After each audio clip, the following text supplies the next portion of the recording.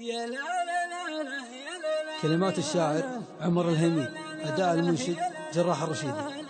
كل الشعر وحروف الألفية في وصفها يحتار كاتبها. مدي فناجلك وقهويني وعينك أبيها دايم بعيني، فنجال أشقر منك يكفيني، يكبر حظي يوم أشربها. يا زين نقش الكف بالحنة، كل البنات اليوم جرنه، سحيب كفك يا الغراكنه، ساعة وتمشي في عقاربها. قالت أبي منك توصفني، قلت ابشري والوقت يسعفني، قالت لا يمكن جدي تعرفني، وقعدت أصدقها وأكذبها، واخذت لي في حسنها جولة، وأقول أنا بالبال معقولة، ودي أعرف الزين بيدوله، وأقول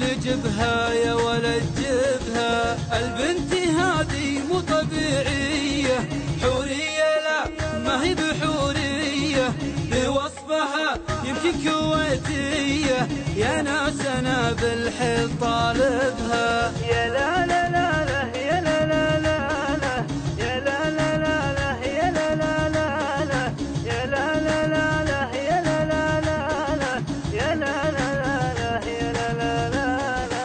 يمكن تراها ربية في نجد، دار المعزة والوفا والمجد، معربة وادري عليها وجد، مثقفة والعلم متعبها، في ابوظبي يمكن الاقيها، دار زايد عايشة فيها، حسابنا والخير مرهيها، يا اخواني شمان عم نسبها، بنت مع العربان مملوحة، ان غلطت بقول مسموحة، يمكن عشان الصيت بالتوحة، دار التميمي من عجايبها، او بالمنامة دربت البحرين، دار الشهامة والغلا والزين، اختاري وحده من حدث ثنتين، الجود واللطيف كاسبها، ورحت اتخير قلت وش جاني، بنت غريبة